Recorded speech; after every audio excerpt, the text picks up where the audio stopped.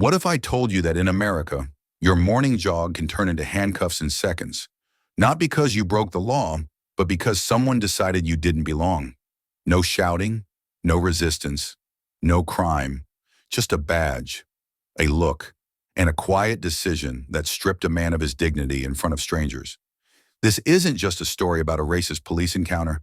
It's about how easily humanity can be taken away, how silence can hurt as much as violence, and how one ordinary morning exposed a truth too many people are forced to live with every day. As you watch this, your chest may tighten, your jaw may clench. You may find yourself asking, what would I have done? Because this didn't happen in the past. It didn't happen in secret, and it didn't happen to someone who fought back. It happened to someone who stayed calm and paid the price anyway. Stay with this story until the end, because what happens 9 minutes later doesn't just change everything for the officers involved. It delivers a lesson about racism, dignity, and what it truly means to build a stronger America. If stories like this matter to you, if you believe racism must be confronted, not ignored, subscribe now to the Racist Reality channel and keep watching, because these aren't just stories, they're mirrors, and what we see in them can change who we choose to be. A peaceful morning shattered. The morning arrived quietly, almost tenderly, as if the city itself were trying not to wake anyone too abruptly. In South Los Angeles, the sun climbed above the rooftops in slow, patient increments, spilling pale gold across cracked sidewalks and storefront windows that reflected a version of hope they were still learning how to believe in. A bus exhaled at the corner, brakes sighing like an old man stretching awake. Somewhere, a delivery truck rattled, and the smell of fresh coffee drifted into the street, warm and forgiving. It was an ordinary morning. People moved the way they always did, without urgency, without suspicion. A woman adjusted her tote bag and crossed the street. Two college students laughed about something trivial, something that would disappear by lunchtime. Inside a small cafe on Fairmont Avenue, a barista wiped down the counter, humming softly to herself, her mind already drifting ahead to the rest of the day. Nothing about the moment suggested danger. That was what made it hurt later. Daniel Reyes slowed his pace near the corner, breath steady, heart settling back into its familiar rhythm. At 41, he had learned how to listen to his body, not just when to push it, but when to let it rest. His hoodie clung lightly to his shoulders, darkened with sweat from the morning run. The fabric was plain. The shoes on his feet were worn. Nothing about him demanded attention, and that was intentional. Daniel had lived a life where attention came uninvited, where crowds screamed his name, where cameras searched for his face, where every movement carried expectation. He had stepped away from that world not because he was tired of it, but because he wanted to remember who he was without it. So he ran early, before recognition woke up, before assumptions caught their breath, before the world decided what he was supposed to represent. Running had become his sanctuary. The steady slap of shoes on pavement, the measured inhale and exhale, it grounded him in something simple and honest. Out here, in the quiet stretch of early morning, he wasn't a headline or a symbol. He was just a man moving forward, one step at a time. He bent slightly at the waist, hands resting on his knees, eyes closed for a brief moment as he let his pulse slow. Around him life continued, unaware of the fragile balance it stood on. Then a voice tore through the air. "Hey, you! Stop right there!" It wasn't loud, it was sharp, the kind of sound that doesn't echo. It cuts. Conversations didn't fade. They snapped. Laughter died mid-breath. Footsteps froze as if the pavement itself had turned to glass. Even the morning seemed to recoil, as though it recognized the danger before anyone else did. Daniel straightened slowly. Years of experience told him what this was before his mind finished naming it. He turned with care, movements deliberate, non-threatening. His expression was calm, open, respectful, not because he owed it, but because he understood how quickly misinterpretation could become justification. Two police officers stood a short distance away. One of them, taller and broader, carried himself like the space belonged to him by default. His chest was puffed forward, shoulders loose with practiced dominance. The other, younger, leaned back slightly, a crooked smile already forming, as if he'd arrived expecting entertainment. "Yes, sir," Daniel said quietly. Officer Mark Collins took a step forward, boots heavy against the pavement, each footfall deliberate. His hand hovered near his belt, not resting, not threatening, just close enough to remind everyone watching who held the power. "What are you doing around here?" Collins demanded. The question wasn't curiosity, it was an accusation. Daniel met his gaze without challenge. "I was running, like I do every morning." The words were simple, honest, unarmed. Officer Evan Brooks let out a short laugh, nudging Collins with his elbow. "Are you sure he even speaks English?" The sentence wasn't shouted. It didn't need to be. It slid into the space between them, heavy and ugly, and settled there. A woman walking her dog stopped abruptly, fingers tightening around the leash. Inside the cafe, the barista froze mid-wipe, her eyes lifting slowly toward the window. A man across the street lowered his phone, his brow furrowing as something uncomfortable settled in his chest. The temperature on the sidewalk dropped, not from weather, but from tone. Daniel felt it, that familiar tightening, deep and old. The moment when you realize you are no longer just a person, you are a problem someone feels entitled to solve. He had felt it as a child, long before discipline and success taught him how to mask it. He had felt it in rooms where his voice was ignored until someone else repeated it. He had felt it in glances that lingered too long, in questions that carried answers they didn't bother to hide. But he did not react. No tightening of his jaw, no sharp retort, no visible offense, only patience. The kind of patience that costs something, the kind that asks you to swallow pain not because it isn't real, but because expressing it might make things worse. "ID," Collins said abruptly. Daniel nodded once and reached slowly toward his pocket. Before his fingers could even touch his wallet, Collins stepped in and snatched it from his hand. The motion was quick, sharp, unnecessary. Daniel's hands fell back to his sides. Collins flipped the wallet open, barely glancing at the contents before scoffing. "This doesn't look real." "It is," Daniel replied gently. "I can explain if you don't talk back." Collins closed the distance between them until Daniel could smell the faint bitterness of coffee on his breath. The officer's eyes weren't searching. They weren't uncertain. They were settled, comfortable in their conclusion. "You think you can just walk around here like you belong?" Collins said. "This neighborhood's been having problems. People like you make it worse." "People like you." The words landed like a bruise forming beneath the skin, not because they were new, but because they were familiar. Daniel lowered his gaze briefly, not in submission, but in restraint. He drew in a slow breath, shoulders rising, then falling. Years of discipline held him in place, years of understanding that in moments like this, survival often meant silence. Around them, the sidewalk had gone completely still. Some people felt something sink in their stomachs. Others recognized the posture, the quiet dignity, the restraint that spoke louder than protest ever could. They sensed instinctively that what they were witnessing wasn't procedure. It was humiliation. Collins mistook the silence for weakness. "Turn around," he ordered. "Hands behind your back." Daniel's eyes lifted slowly. "Sir, I'm not resisting." The sentence barely had time to exist. Collins grabbed his arm and twisted it sharply behind him. Pain flashed, hot, sudden. But Daniel didn't cry out. Cold metal snapped shut around his wrist with a sound that echoed far louder than it should have. A sharp gasp rippled through the crowd. Daniel winced just for a heartbeat, then steadied himself. His face returned to calm, composed in a way that made the injustice unbearable to watch. Brooks laughed. "Yeah, that's what I thought." A woman near the cafe whispered urgently, phone trembling in her hand. "Do they even know who that is?" But the officers didn't hear her. Or worse, they didn't care. Collins shoved Daniel toward the patrol car. "Get in." Daniel moved slowly, deliberately, not fighting, not arguing, just enduring.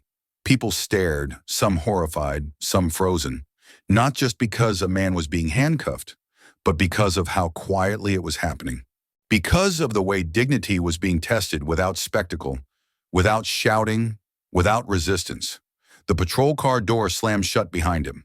The sound rang down the street like a warning about how quickly safety could be revoked, a warning about how easily authority could forget humanity, a warning that this moment, this ordinary morning turned violent by assumption, was never just about one man on a sidewalk.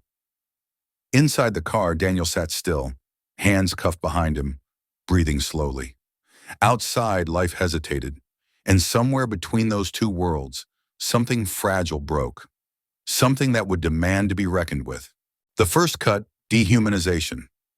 The back seat of the patrol car was colder than Daniel expected, not from air conditioning but from neglect, from years of absorbed tension, fear, and resignation pressed into vinyl and metal. The smell lingered too. Old dust, sweat, something faintly metallic. It was the smell of moments that hadn't ended well, of voices raised, of hands shaking, of people who had begged, argued, cried, and been ignored. Daniel sat still, wrist cuffed behind him, shoulders squared as best he could manage in the narrow space. He focused on his breathing, slow even, intentional. Inhale, exhale. The rhythm grounded him, the same way it always had, whether he was standing in a ring under blinding lights or sitting alone with thoughts that refused to quiet. Outside the car, the world continued. A bus rumbled past, its windows filled with faces that looked but didn't quite see. Students laughed across the street, their joy floating briefly through the air before disappearing. Someone jogged by with earbuds in, oblivious to the tension coiled just a few feet away. Life moved on. But on the sidewalk near the cafe, something else had taken hold. People hadn't dispersed. They hovered. Some pretended to check their phones, fingers scrolling without purpose. Others stood too still, glancing between the officers and the patrol car, as if their eyes alone could intervene. There was an electricity in the air, quiet, tight, unresolved. Officer Collins paced the pavement like a man on display. His chest was out, shoulders loose, his stride exaggerated. He moved as though an audience had gathered just for him, as though the badge on his chest were a spotlight demanding admiration. Each step said, "This is what control looks like." Officer Brooks followed a few paces behind, mimicking the posture, though the confidence didn't quite fit him. He smirked, laughed when Collins laughed, nodded along with every word, desperate to belong to the authority being performed in front of him. "Neighborhood's been going downhill," Brooks muttered loudly, just close enough for Daniel to hear through the cracked window. "We're just cleaning it up." Collins chuckled. "Yeah, and this one?" He knew the second he saw us. They always know. They always know. The words weren't just prejudice. They were pride. A declaration, a performance of superiority meant not only for Daniel, but for everyone watching. A reminder of who they believed belonged and who didn't. Inside the car, Daniel watched their reflections ripple faintly across the glass. He didn't know their names. He didn't need to. He had met men like them before. Men who mistook loudness for strength, intimidation for leadership. Men who needed someone else to stand lower so they could feel taller. What surprised him wasn't their hostility. It was their ease. How comfortable they were reducing another human being to a suspicion. How casually they wore the power to humiliate. How effortlessly they spoke as though cruelty were routine, justified, almost necessary. Daniel felt no anger rise in him. Instead, there was sadness, a deep, aching sadness that settled in his chest like a weight he had carried before. It reminded him of long nights in childhood, when hunger gnawed louder than fear, of moments when respect wasn't expected, only hoped for. He had fought his entire life to rise, not to stand above others, but to stand with them. And here he was, reduced to a problem in need of removal. A cafe worker pushed the door open slowly and stepped outside. She was young, maybe mid-20s, apron still tied at her waist. Her movements were careful, her expression tense but determined. She approached the patrol car, stopping just short of where she thought she'd be noticed. She tapped lightly on the window. Daniel lifted his gaze. She mouthed the words, "Are you okay?" Daniel nodded gently. Her face tightened, not with relief but with anger. Not anger for herself, but for him. She stepped back, reached into her pocket and pulled out her phone. Her hands shook slightly as she hit record and turned the camera toward the officers. Across the street, a man in gym shorts suddenly broke into a sprint. He cut between parked cars, breath already ragged, eyes wide with urgency. He burst through the half-open door of a small boxing gym, the bell above it clanging wildly. "Coach!" he shouted, doubling over. "Coach, you need to come right now." They cuffed Daniel outside. Inside the gym, a heavy bag swayed slightly as a trainer shoved it aside and rushed toward the door. Recognition had begun to spread. But out on the street, Officer Collins remained oblivious, or uninterested. He paced around the patrol car, tapping the roof with the back of his knuckles. "You'll sit tight while we sort this out," he called through the glass. "Might take a few hours. Depends on how honest you decide to be." Officer Brooks leaned in closer to the window, his tone falsely casual. "You sure you don't want to tell us why you're really in this neighborhood? Shortcut to a fight? Selling something? Meeting someone?" Every question was an accusation dressed up as protocol. Daniel did not respond. His silence wasn't defiance. It was dignity. Collins tapped sharply on the window. "Hey, I asked you a question." Daniel slowly lifted his eyes. "I was running," he said softly. "Just like every morning." Collins scoffed. "Sure you were." The words hit harder than any blow, not because they carried force, but because they carried assumption. They dismissed truth without examining it, humanity without acknowledging it. A woman stepped forward from the edge of the crowd, voice trembling but firm. "Excuse me," she said. "Did he do something wrong?" Collins turned on her with a glare sharp enough to make her flinch. "Ma'am, for your safety, I need you to move along." "He wasn't bothering anyone," she insisted. "For your safety," Collins repeated, his hand sliding deliberately onto his holster. The gesture rippled through the crowd. A sharp inhale, a step backward. Silence. Power should never be drawn like a weapon, but there it was, wielded casually, confidently, as if it made him invincible. Inside the patrol car, Daniel closed his eyes, not out of fear, but out of disappointment. Disappointment in how quickly authority could lose sight of humanity. Disappointment that after everything he had overcome, someone could still look at him and see only a stereotype. Disappointment that this moment, this quiet humiliation, was so painfully familiar to so many who had far less protection than he did. And then something shifted. At first it was barely perceptible, a distant rumble, low and controlled. The sound grew, steady and unmistakable. Heads turned, conversations stilled. 3 dark SUVs appeared at the far end of the block. They moved with purpose, clean lines, tinted windows, engines humming like restrained thunder. They slowed as they approached, their presence commanding attention without demanding it. Officer Collins turned, confusion flickering across his face. Brooks straightened, smirk fading. Bystanders stepped back instinctively. Phones rose higher into the air. The street tightened, like a held breath. The lead SUV came to a stop with precise control. Its door opened before the engine fully quieted. And in that moment, the casual cruelty of the past few minutes, the laughter, the arrogance, the certainty, was about to collide with a truth far larger than either officer was prepared for. But for now, Daniel remained seated in the back of the patrol car. Hands cuffed, spine straight, breath steady, waiting. Authority as a weapon.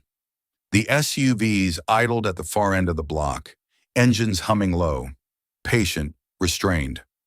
They hadn't arrived with sirens or flashing lights. They didn't need to.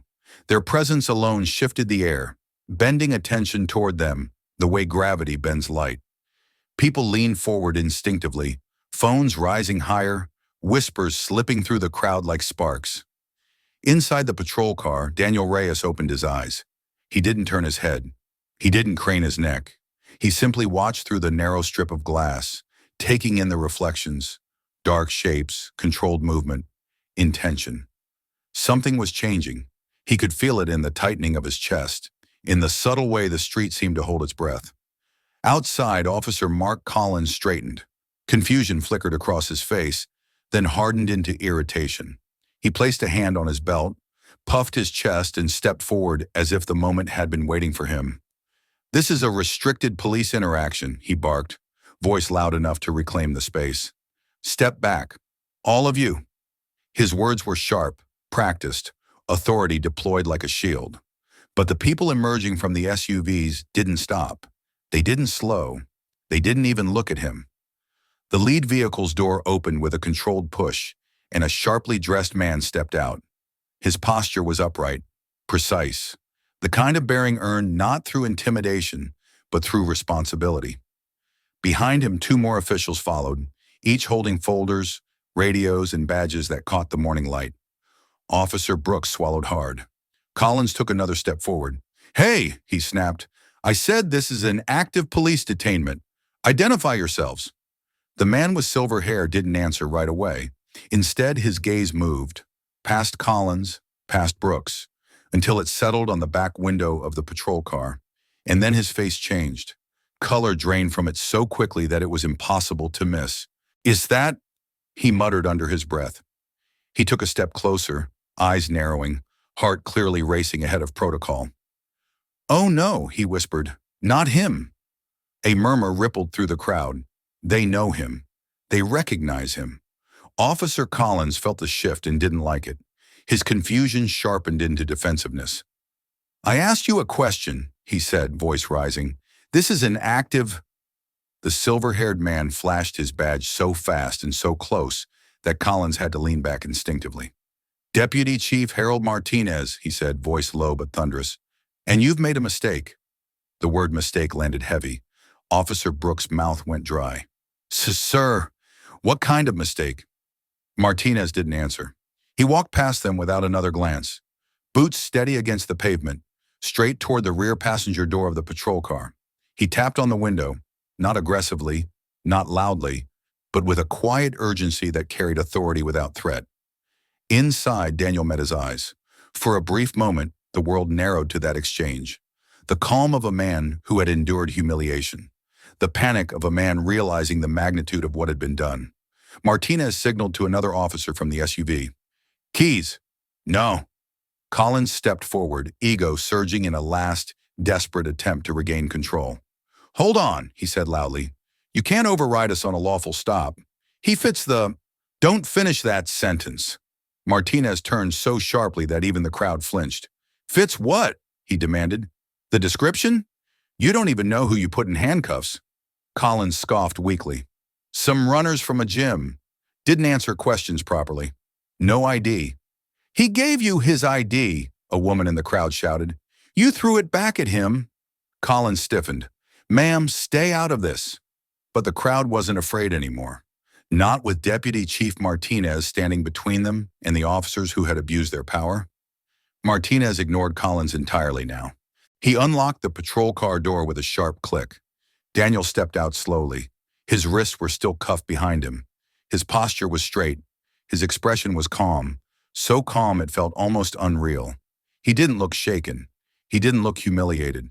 He looked like someone who had learned long ago how to carry dignity even when others tried to strip it away. Martinez's voice softened. "Sir," he said, with genuine regret in every syllable, "I am deeply sorry." Officer Brooks frowned, panic creeping into his eyes. "Wait, sir, why are you talking to him like that?" Martinez turned slowly. "Because," he said, each word measured, "this man is Daniel Reyes." The name rippled through the crowd like electricity. Someone gasped. Someone else shouted, "How do you not know him?" Phones shot higher into the air. Officer Collins stared, really started, for the first time, and suddenly everything he had dismissed snapped into focus. The quiet confidence, the disciplined stillness, the unmistakable presence of a man who had never needed to prove himself by force. Recognition hit him like a physical blow. That's not possible," Collins stammered. "If he was really, he wouldn't be walking around alone." "He does," someone in the crowd replied. "He always has. That's who he is." Collins's mouth opened, but no sound came out. The confidence drained from him completely, replaced by a weight that settled heavily on his shoulders. Panic tightened his throat. Shame followed close behind. Martinez turned back to the officers, his voice dropping into a chilling calm. "You racially profiled him," he said. "You manhandled him. You ignored his identification. You handcuffed him without cause." "No," Collins protested weakly. He was suspicious. He looked— Stop talking, Martinez ordered. Officer Brooks' knees buckled slightly. Sir, we didn't know. Daniel spoke then, for the first time since stepping out of the car. That's the point, he said softly. The street fell silent. You didn't know, Daniel continued, but the way you treated me should not depend on who I am. The words landed harder than any blow ever could. Collins lowered his head. Brooks' hands trembled at his sides. Martinez exhaled slowly, the weight of the moment pressing down on everyone present. Both of you, Martinez said, stand over there. Don't move. They obeyed instantly. The swagger was gone, the arrogance drained. Not because of fame, but because truth had cornered them. Around them, the street seemed to hold its breath. Daniel Reyes, a man known across the country, across the world, had stood cuffed for minutes that felt like hours. Not because he was dangerous, not because he had done anything wrong, but because authority had decided he didn't belong. And in that realization, something fundamental cracked, not just in two officers, but in everyone watching. Because if it could happen to him, it could happen to anyone. Authority unchecked was not protection. It was a weapon. And for the first time that morning, the people who had wielded it understood what they had done. Cold steel and public shame. The handcuffs were still on. That was the detail no one could ignore. Daniel Reyes stood in the open air now, sunlight brushing his face, the quiet authority of his presence undeniable. But the cold steel remained locked around his wrists, biting gently into skin, already marked by restraint. It was a small thing, metal and chain, yet it carried the weight of everything that had happened. A symbol, not of safety, not of justice, but humiliation. The street had gone silent in a way that felt heavier than noise. No one spoke. No one moved. Even the phones that hovered in the air seemed to hesitate, as if the moment demanded more respect than documentation. The crowd wasn't staring at Daniel the way people stared at celebrities. They were staring at the cuffs. Officer Mark Collins stood a few steps away, frozen. His chest no longer rose with confidence. His shoulders sagged slightly, as though gravity had suddenly remembered him.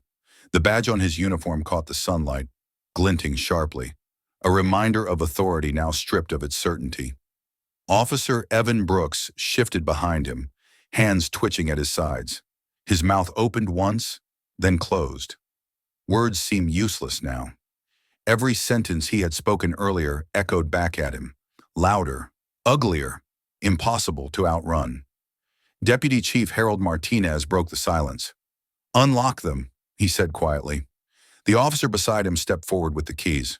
The sound they made, metal clicking against metal, cut through the air with a precision that made several people inhale sharply. The cuffs fell away. Daniel rubbed his wrists lightly, not dramatically, not to draw attention, just enough to restore circulation. Red marks bloomed faintly where the steel had pressed into his skin. He did not complain. He did not gesture to them. He did not hold them up for anyone to see, and somehow that restraint made it hurt more.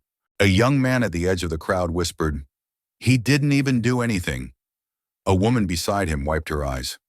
"That's the worst part." Daniel stood there, free now, but still surrounded by the aftermath. He could feel the weight of the moment pressing against his chest, not as anger, but as something deeper, a responsibility he had never asked for, yet had carried his entire life. Martinez turned to Collins and Brooks. "You racially profiled him," he said again, this time slower. "You ignored evidence. You escalated without cause, and you did it publicly." Collins swallowed hard. His eyes flickered toward Daniel, then dropped to the pavement. The concrete suddenly seemed more forgiving than meeting that calm, steady gaze again. I didn't know," Collins muttered, voice barely audible. Daniel lifted his head slightly. "That's the point," he said. The words were soft, but they traveled. "You didn't know," Daniel continued, "and that didn't stop you." A ripple moved through the crowd, not applause, not outrage, but recognition. Heads nodded slowly. People leaned forward, not to see better, but to listen. "My name shouldn't matter," Daniel said. "My accomplishments shouldn't matter. What matters is how you treat someone when you think they're nobody. The silence that followed was absolute. It wasn't dramatic. It wasn't explosive. It was devastating. Officer Brooks' hands began to shake. He clasped them together tightly, knuckles whitening. Collins' jaw clenched, then loosened, then clenched again, as if his body couldn't decide which emotion to accept. Fear, shame, or regret. Phones resumed recording, not because people wanted a spectacle, but because they understood this was a lesson. This could have been anyone, someone murmured. That's what scares me. Another voice followed, quieter. It is anyone. Daniel's eyes swept the crowd, not searching, not judging, just seeing them. The fear, empathy, the shared understanding that what had happened here wasn't rare. It was just rarely interrupted. He turned back to the officers. You looked at me, he said, and decided I didn't belong. You didn't ask who I was. You didn't ask why I was here. You assumed. Collins' shoulders trembled. I'm sorry, he said louder now. I really am. I didn't. Daniel raised a hand gently. This isn't about an apology, he said. It's about accountability. The words settled in the air. Accountability, not punishment, not revenge. Responsibility. Deputy Chief Martinez nodded slowly.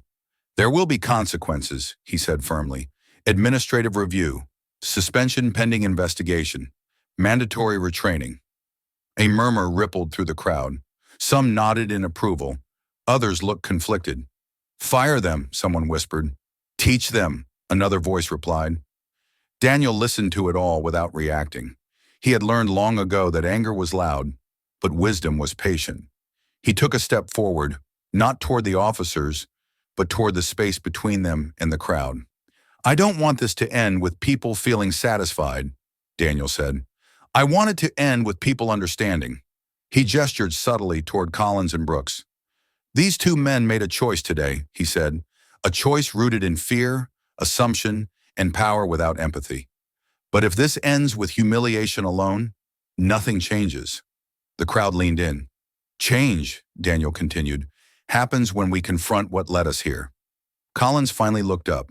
His eyes were red, not from tears yet, but from fighting them. I thought I was doing my job, he said weakly. Daniel met his gaze. No, he replied calmly. You were doing what felt comfortable. That sentence cut deeper than accusation ever could. Brooks exhaled shakily. I didn't mean it to go that far. Daniel nodded. It always goes that far for someone.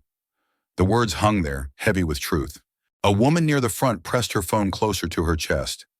My son runs every morning, she whispered to no one in particular. He looks like him. Daniel heard her. He turned slightly in her direction. That's why this matters, he said gently. Because this wasn't about fame. It wasn't about recognition.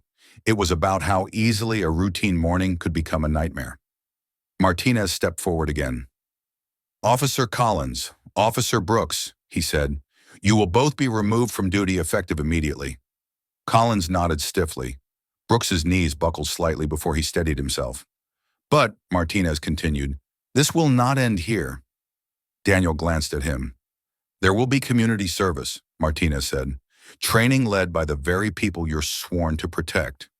You will listen, you will learn, and you will be evaluated not on words, but on behavior. Daniel nodded once. That's how it should be, he said. The crowd exhaled collectively. Not relief, release. Daniel turned back toward the people gathered. Every one of you who spoke up today, he said, you mattered. Silence makes injustice easier. Courage makes it visible. A man near the curb nodded slowly. I almost didn't say anything. Daniel met his eyes. But you did. That was enough. The tension didn't vanish. It softened. People began to move again, slowly, thoughtfully. Conversations resumed, but they were quieter now, deeper. The street felt altered, like something invisible had been rearranged. Daniel pulled his hood back slightly, letting the sunlight touch his face fully for the first time since the encounter began. There was no triumph in his expression, only resolve. He hadn't raised his voice. He hadn't threatened. He hadn't demanded vengeance. And yet the impact was undeniable. Cold steel had tried to reduce him. Public shame had tried to define him. But dignity had endured. And in that endurance, a lesson had taken root. One that would outlast the morning, the crowd, and even the officers standing in humbled silence. Because real strength had been on display, and it had nothing to do with force. Silence that screams. The street did not return to normal, not right away. It lingered in a suspended state, as though the air itself needed time to absorb what had just happened. People moved again, but carefully. Steps were slower. Voices stayed low. Even the city's usual impatience seemed to soften, unsure whether it was allowed to rush past a moment like this. Daniel Reyes stood near the curb, hands free now, posture relaxed but alert. The red marks on his wrists had begun to fade, though the memory of the pressure, the cold certainty of steel, still pulsed beneath his skin.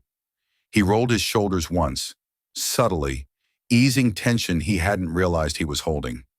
Around him people hovered, not as spectators anymore, but as witnesses who had crossed a threshold they couldn't step back from. Some stared at the ground, others stared at the officers who stood apart now, uniforms heavy with a shame they could not shrug off.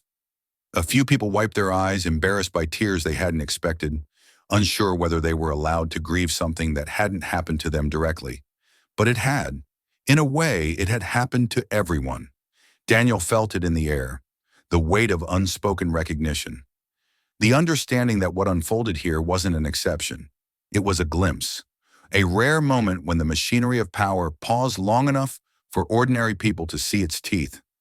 A man in a baseball cap stepped closer, hesitating as if crossing an invisible line. "Sir," he said quietly, voice cracking, "I just want you to know, I saw the whole thing. I wanted to say something sooner. I didn't know if it would make it worse." Daniel nodded slowly. "I know," he said. The man swallowed hard. "I'm sorry." Daniel looked at him, not with judgment, not with disappointment, but with understanding. "Fear makes us quiet," he said gently. "Courage makes us human. You found yours." The man's eyes filled. He stepped back, hand pressed to his chest as though steadying his heart. Nearby, a young woman leaned against a lamppost, phone still in her hand. She had been recording almost the entire time. Now she stared at the screen without really seeing it. "I keep thinking," she said aloud, not to anyone in particular, "what if nobody important had shown up?" The question settled like dust. No one answered it, because everyone already knew. Officer Mark Collins stood with his hands clasped behind his back, gaze fixed on a crack in the pavement. He looked smaller now, not physically, but existentially. The confidence that had once wrapped around him like armor had collapsed, leaving him exposed to something far more difficult than defiance. Reflection. Officer Evan Brooks hovered nearby, shoulders hunched, eyes darting between the crowd and the patrol car, as if searching for an exit that no longer existed. His breathing was shallow, fast. Regret sat heavy on his face, not yet shaped into understanding, but raw and undeniable. Deputy Chief Harold Martinez moved methodically, giving instructions in low, controlled tones. Another officer documented statements, names were taken, times recorded, procedure, now done properly, unfolded without drama. But procedure was no longer the point. The point was the silence, the kind that presses against your ears and forces you to listen, not to sound, but to truth. Daniel watched the crowd carefully. He saw a mother gripping her teenage son's shoulder a little too tightly. He saw an older man shaking his head slowly, as if replaying decades of memories that suddenly felt too close. He saw young faces processing something new. The realization that fairness was not automatic, that safety was conditional. This was the cost of witnessing. It changed you. A reporter edged closer, microphone in hand. "Sir," she began, "would you like to make a statement?" Daniel considered her for a moment, then shook his head. "The lesson is already here," he said. "It doesn't need my name attached to it." She nodded, lowering the microphone. The crowd shifted again, uneasy, thoughtful. Phones buzzed as clips were uploaded, messages sent, conversations sparked beyond the boundaries of the street. Somewhere far away, people would watch this unfold without smelling the air, without feeling the tension in their chest, without hearing the way silence screamed louder than sirens ever could. Daniel turned slightly and caught sight of the cafe worker, the young woman who had first asked if he was okay. She stood near the door now, arms folded tightly, eyes rimmed red. He approached her slowly. "Thank you," he said. She shook her head, tears slipping free. "I didn't do much." "You did," Daniel replied. "You saw someone hurting and chose not to look away." Her lips trembled. "I was scared." "So was I," Daniel said. That surprised her. She laughed softly through tears. "You didn't look scared," Daniel smiled faintly. "Courage doesn't mean the fear isn't there. It means you don't let it decide who you are." She nodded, absorbing the words like a gift she hadn't known she needed. Behind them, voices rose briefly. An argument sparked between two bystanders.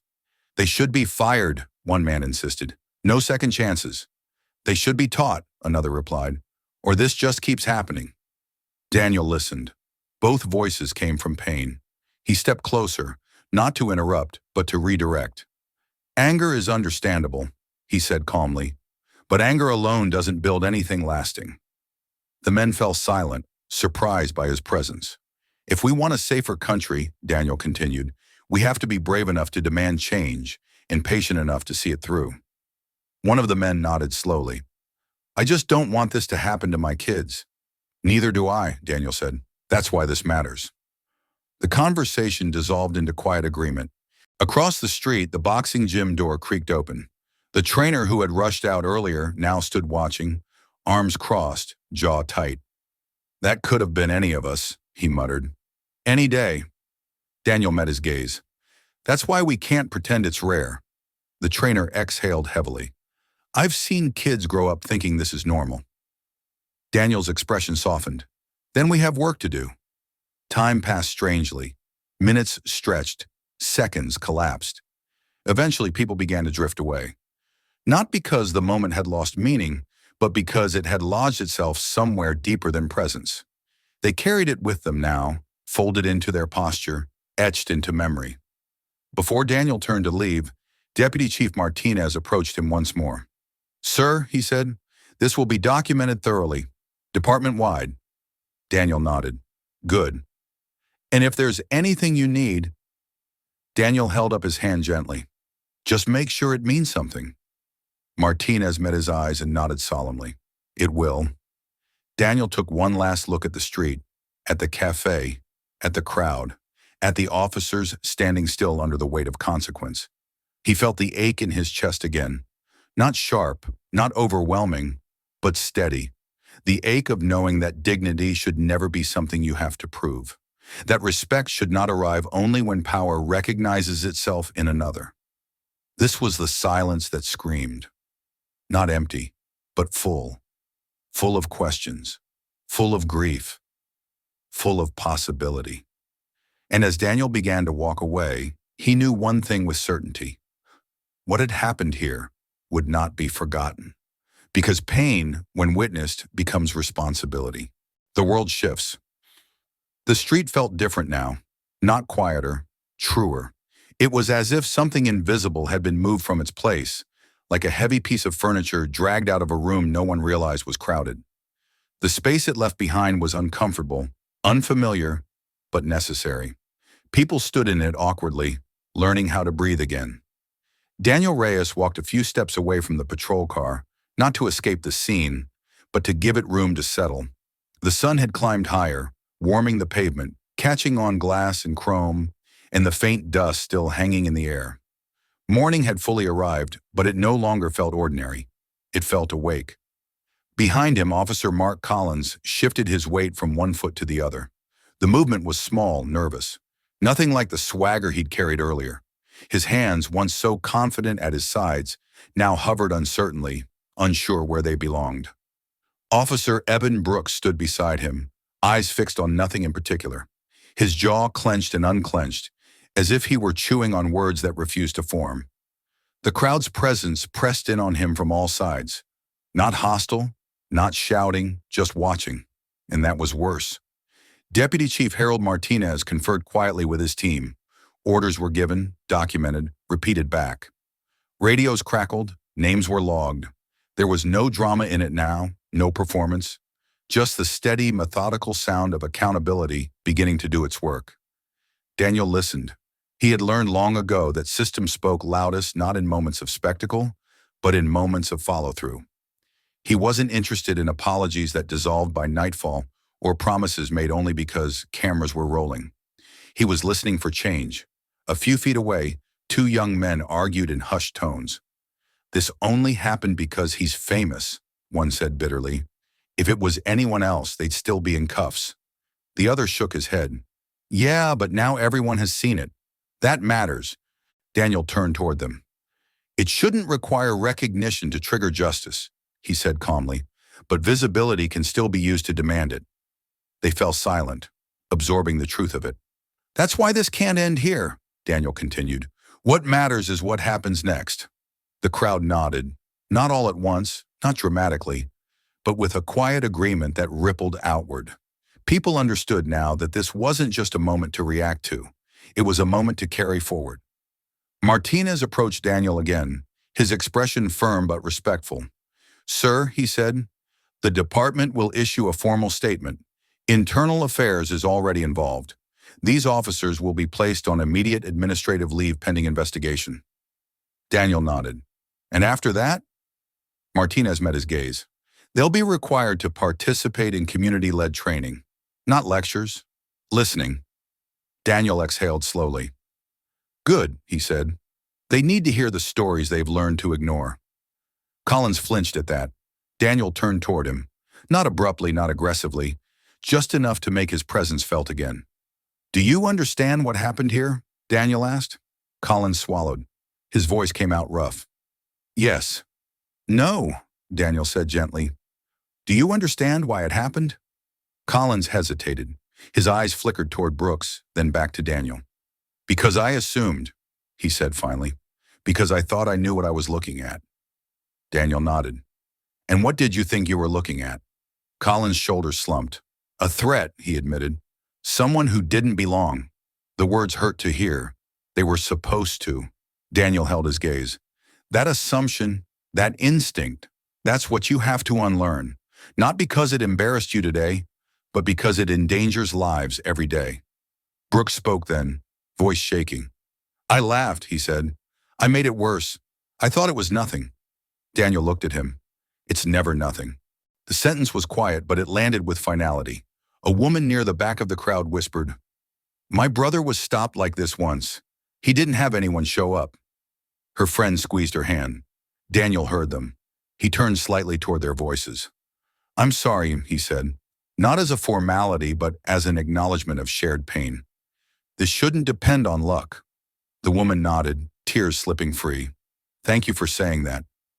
The world had shifted, not because the officers had been corrected, but because the truth had been spoken out loud and heard, because silence had been interrupted, because people had stayed.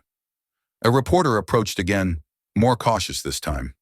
"Sir, people are already calling this a turning point," she said. "Do you see it that way?" Daniel considered her question carefully. "I see it as a responsibility," he replied. "Moments like this don't change the world on their own. People do. What happens after the cameras turn off? That's the real story." She nodded, scribbling notes. Behind her, phones buzzed incessantly. Messages flew, clips were shared, comments poured in from beyond the street, from people who recognized themselves in the fear, in the silence, in the relief of witnessing accountability. Daniel knew that somewhere, someone was watching this unfold and feeling something crack open inside them. He hoped they would carry that feeling forward, not as outrage alone, but as resolve. Martinez cleared his throat. "I want to be clear," he said, addressing the crowd. "This department is committed to learning from this. Respect is not optional. It is mandatory." The words echoed. Some people nodded skeptically. Others nodded hopefully. Both reactions were earned. Daniel stepped forward one last time. "Authority doesn't make you right," he said. "It makes you responsible." The crowd leaned in. "When you wear a badge, when you carry power," he continued, "every choice you make tells the world who you believe deserves dignity." He gestured toward Collins and Brooks, not accusatory, not dismissive. "Today," Daniel said, "that belief failed." Collins closed his eyes briefly. But failure doesn't have to be the end, Daniel added. It can be the beginning, if you're willing to do the work. The silence that followed wasn't heavy this time. It was attentive. Martinez nodded. That work will begin immediately. As the crowd slowly began to thin, people paused to look back. At Daniel, at the officers, at the street that had quietly transformed into something larger than itself. A young man approached Daniel hesitantly. "Sir," he said, "I didn't think speaking up mattered. Today changed that." Daniel smiled faintly. "It always matters." The man nodded and walked away straighter than he had arrived. Daniel turned toward the gym across the street. The trainer stood in the doorway, arms crossed, eyes steady. "You coming in later?" he called out. Daniel considered the question, then shook his head. "Not today." The trainer nodded. "Take care of yourself." Daniel took one last look around. The patrol car, the cafe, the faces that would carry this moment into other rooms, other conversations, other lives. The world had shifted, not dramatically, not completely, but enough to remind everyone watching that change begins the moment we refuse to look away. And as Daniel finally stepped down the sidewalk, the morning continued, not as it had begun, but as it needed to. Awake. The lesson spoken aloud. The crowd didn't leave, not completely. Even as people began drifting toward their cars or back into the cafe, many stayed just beyond the edge of the scene, as if some instinct told them this moment was not finished speaking. Phones were still raised but lower now. Conversations continued, but quieter, more deliberate. This was no longer about recording history. It was about listening to it. Daniel Reyes stood in the center of it all, not elevated, not surrounded, but present. The morning light rested evenly on his shoulders, catching the fine lines at the corners of his eyes. Lines carved not by age alone, but by years of endurance. He had said little compared to the noise that surrounded him, yet every word he spoke seemed to rearrange the air. Officer Mark Collins stood a few steps away, arms stiff at his sides, head bowed. Officer Evan Brooks hovered near him, breathing shallowly, eyes rimmed red.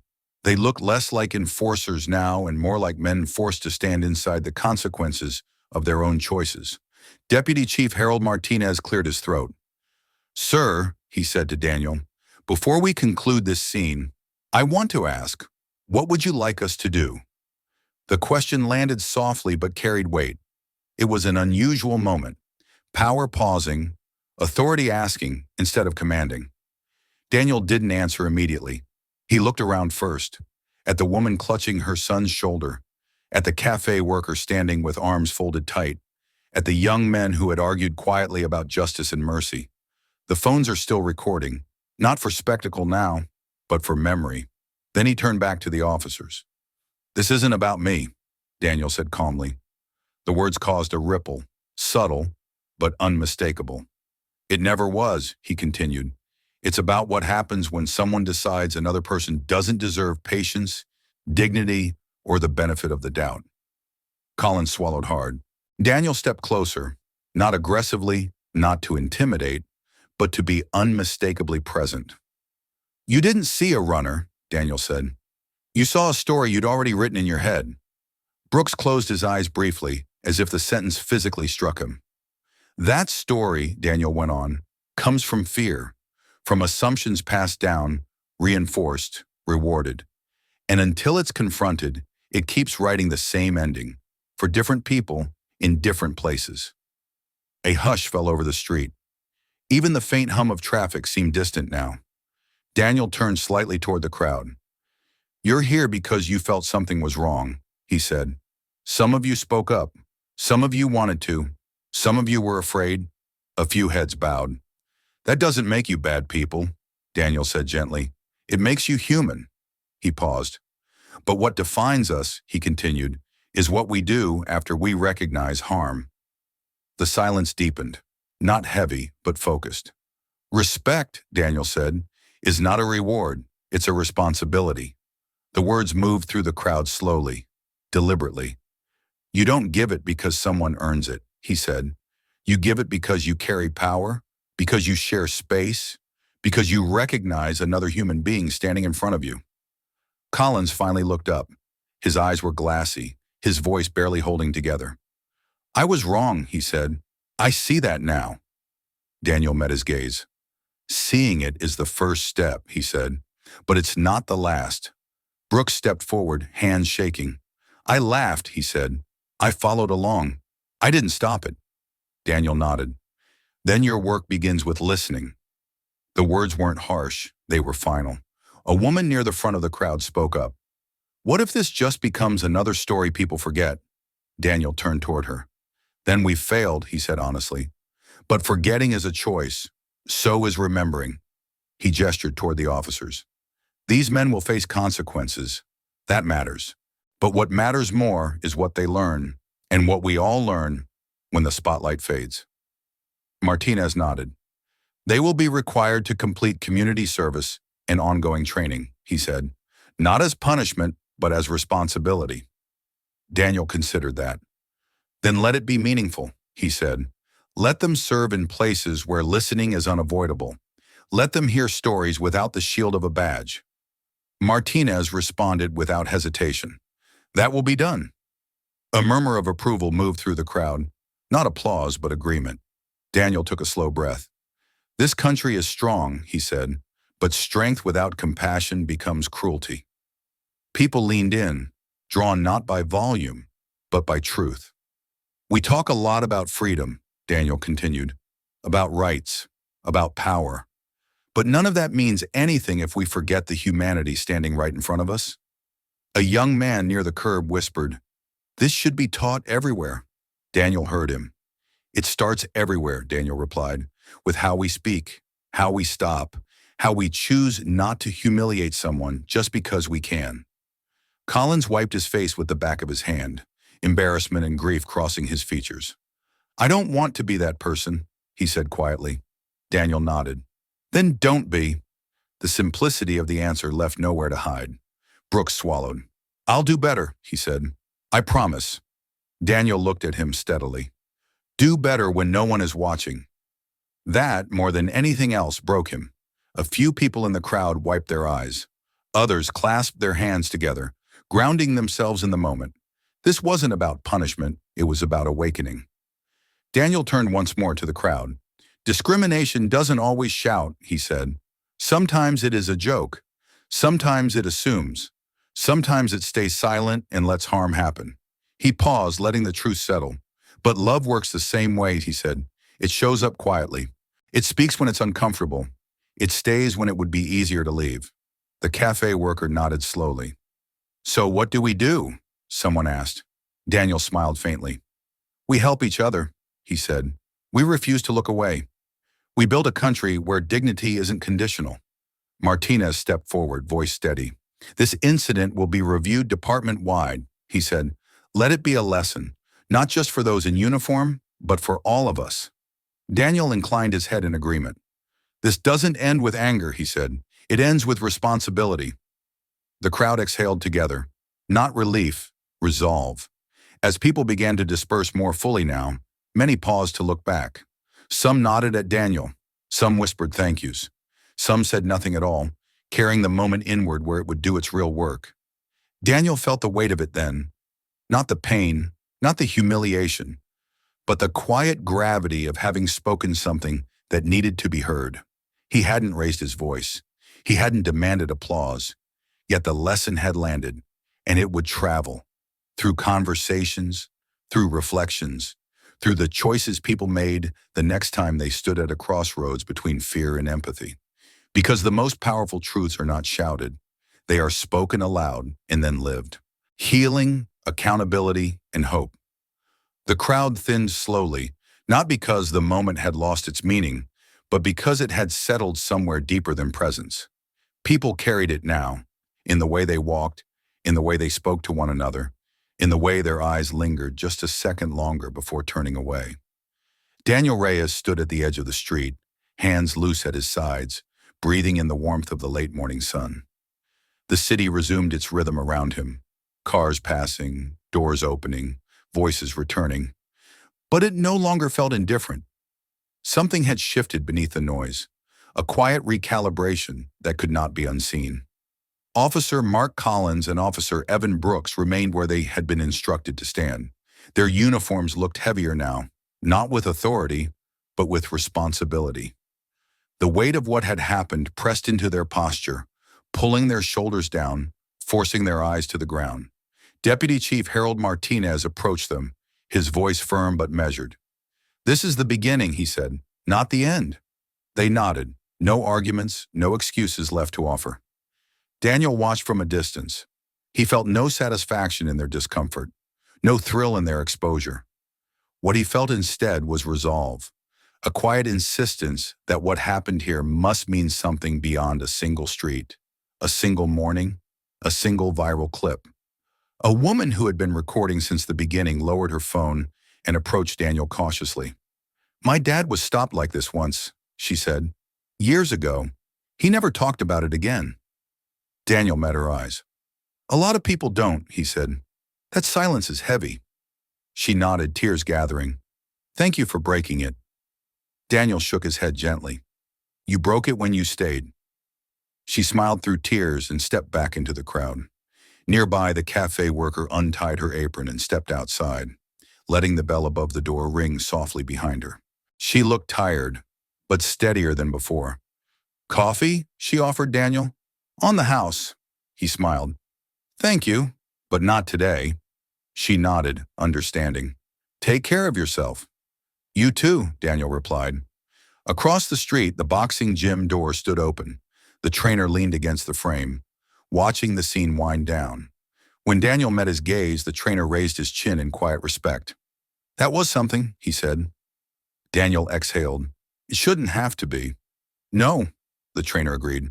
"But until it isn't, I'm glad it was you." Daniel didn't respond to that. He had never been comfortable being framed as the exception. He had lived long enough to know that dignity shouldn't require the right circumstances to survive. Deputy Chief Martinez returned one last time, extending a hand. "Thank you," he said, "for holding us to the standard we claim to uphold." Daniel shook his hand. "Standards don't matter unless they're lived." Martinez nodded. "They will be." Daniel hoped that was true, not because he needed to believe it, but because others needed to see it proven. As Martinez turned back to his team, Daniel took a step away from the center of attention. He pulled his hood back up, not to hide, but to return to himself. The street that had become a classroom, a courtroom, and a confessional slowly returned to being just a street. But it was changed. So were the people who had stood on it. Two teenagers lingered near a bus stop, whispering to each other. One finally approached Daniel. "Sir," he said, nervous but determined, "I didn't know we could say something. I thought it would just make things worse." Daniel crouched slightly so they were eye level. "Sometimes it might," he said honestly, "but silence always does." The teen nodded, absorbing that. "So what do we do?" the other asked. Daniel smiled softly. "You start with respect. You practice it when it's easy. You protect it when it's not. And you remember that helping each other is how we build something better." They nodded together, shoulders straightening as if they'd been handed a responsibility rather than a warning. As Daniel stood, a murmur rose from behind him. Quiet applause. Not loud, not performative. Just hands coming together in recognition. Daniel turned, surprised. People weren't cheering for him. They were acknowledging the lesson. He raised a hand gently, asking them to stop. "This isn't for me," he said. "This is for all of us." The clapping faded into thoughtful silence. Daniel took a few steps down the sidewalk, then paused and turned back one final time. His voice wasn't loud, but it carried. "Discrimination weakens us," he said. "Not just the people it targets, but the communities that allow it." Faces lifted. "When we dehumanize one another," Daniel continued, "we fracture trust. We make fear normal. We make cruelty acceptable." He let the words settle. "But when we choose kindness," and he said, "when we help instead of assume, when we love instead of label, we build something stronger than fear." The crowd listened, not with awe, but with recognition. "A stronger America," Daniel said, "is not built by power alone.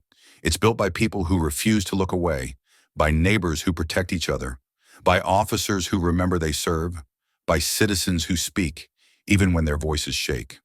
Someone near the back whispered, That's the America I want. Daniel nodded. Me too. Officer Collins lifted his head then. His voice was rough but sincere. I will do better, he said. Not because I was caught, but because I was wrong. Daniel met his gaze. Then make that choice every day. Brooks wiped his face, eyes red. I will, he said quietly. Daniel didn't answer. He didn't need to. The lesson had already been delivered. As Daniel finally walked away, the street watched him go. Not because he was famous, but because he was human. Because he had shown what it looked like to stand in pain without becoming it, to demand accountability without abandoning compassion.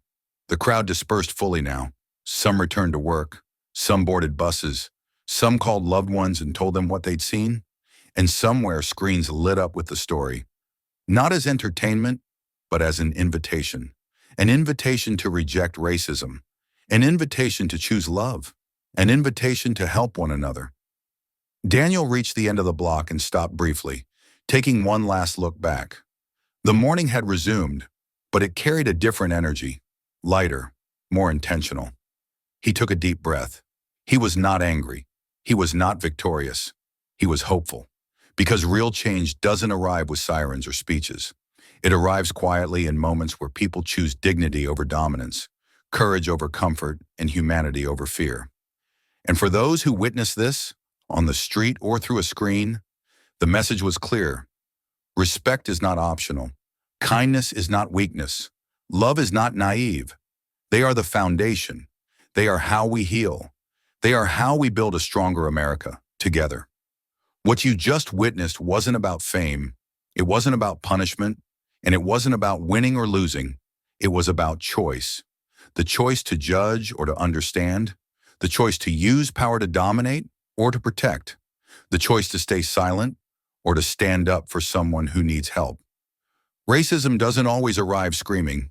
Sometimes it arrives casually, wrapped in assumptions, hidden behind just doing my job. And that's what makes it so dangerous. But today's story reminds us of something just as powerful. Dignity can survive humiliation. Calm can defeat cruelty. And love can interrupt injustice. A stronger America is not built by fear. It's built when we see each other as human first. Before labels, before uniforms, before status. It's built when we help one another, speak up for one another, and refuse to let discrimination define who we are. If this story moved you, if it made you reflect, feel, or rethink, then stay with us. Subscribe to the Racist Reality channel for more real, emotional stories that confront racism, expose injustice, and remind us of our shared humanity. Visit the channel, watch more videos, and be part of a community that believes respect, empathy, and courage can change lives.